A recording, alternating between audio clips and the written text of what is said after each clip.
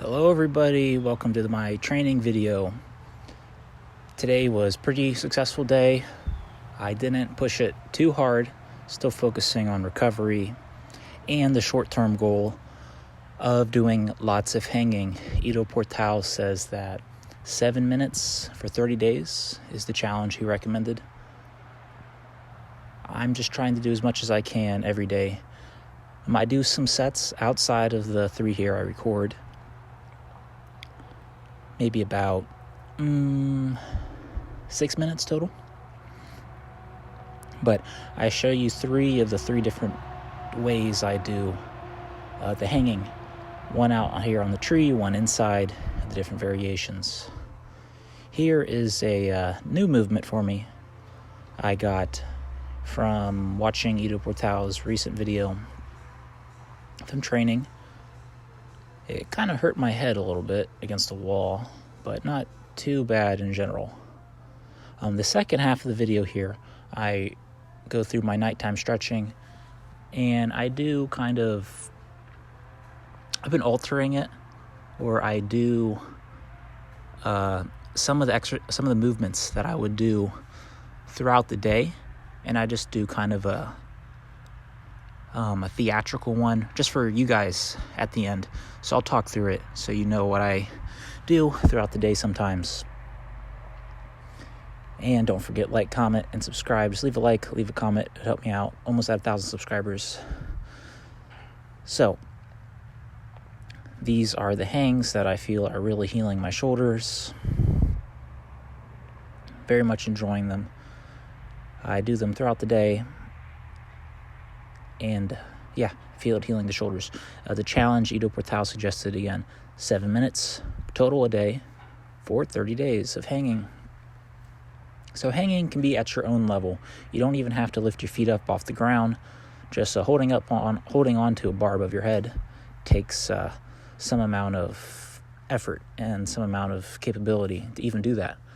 So never think that any even the smallest of movements, the most insignificant, from the outside looking in, the most insignificant and paltry, they really are building your capabilities and your movement and your entire body.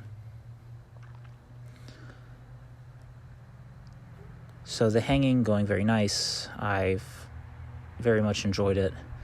It's getting a little bit colder, and hopefully you guys will see when it gets to snowing in the winter how I do some cold weather training, cold exposure, Wim Hof method.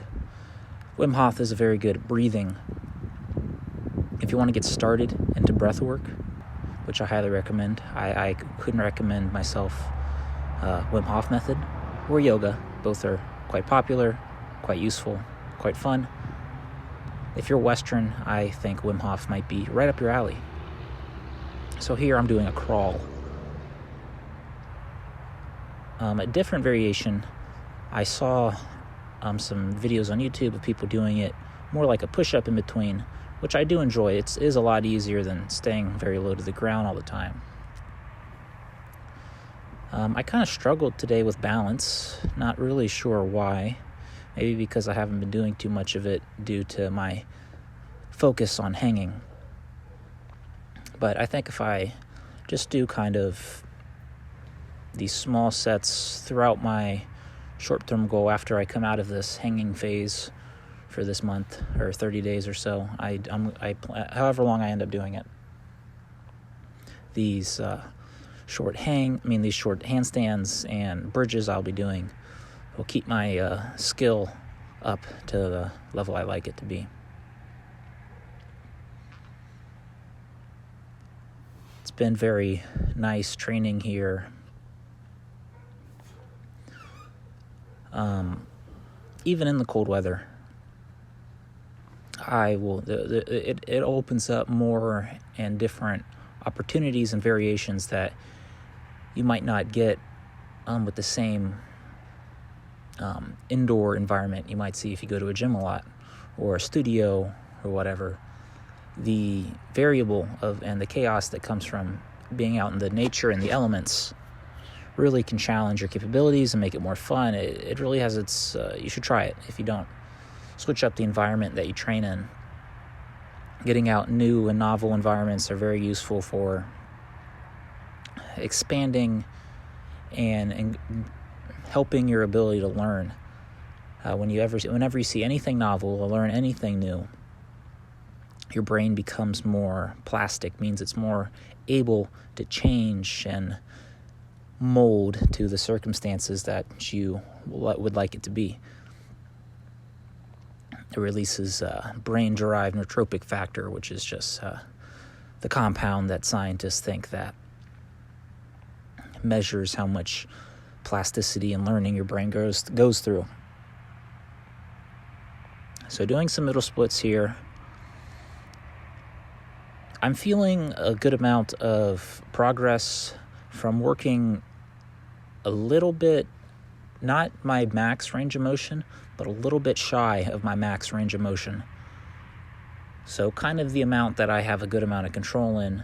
So amongst all things, get a lot of time under control in whatever you're trying to learn, whether that be a position like the splits or the handstand. And even outside in a general life, any skill, learning an instrument you want to practice in a tempo that you can control. If you're learning a skill in sales, you want to have some familiarity with where you are in the interaction with somebody and meet them where they are. So here I get into the bridge, working the bridge position. My shoulder pain is going down and down, feeling better and better throughout this hanging short-term goal.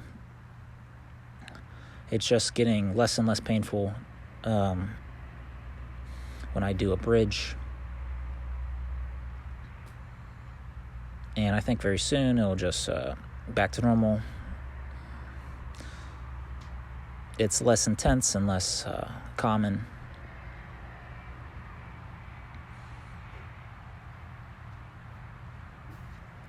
And I think it might have been brought up because of I did a lot of bridges with my arms bent, and then I really try to strengthen up the form. So here are some of the exercises I would do throughout the day, working the fingers, working both sides, working the support where you just push forwards, the in between the fingers, the pinching, and the anti-pinching between fingers, like maybe you would the chopsticks motion with your fingers, if you ever chopstick catch something. And then working the extension, the opposite of squeezing. All very important for developing the hands and the grip. The hands are mainly tendons and not muscles, so they're trained a bit differently, and they take a bit longer to recover than muscles would. There are a few muscles in your hand, especially surrounding the thumb, but try out. Don't forget to don't neglect your hands. A lot of modern culture might neglect them because they're quite small and they don't show up well in pictures or videos or magazine covers, whatever. And then the ankles, very important, most injured part of the body on people. So take extra time, extra care of having your ankles robust and capable. And I don't know this for sure, but I'm assuming that the most common injury is just twisting your ankle in the first position that I do. So often I'll just walk around in that ankle break position or the inverted other way position. And then here, just coordinating the toes. Hopefully you found some of this useful and inspired to move and improve.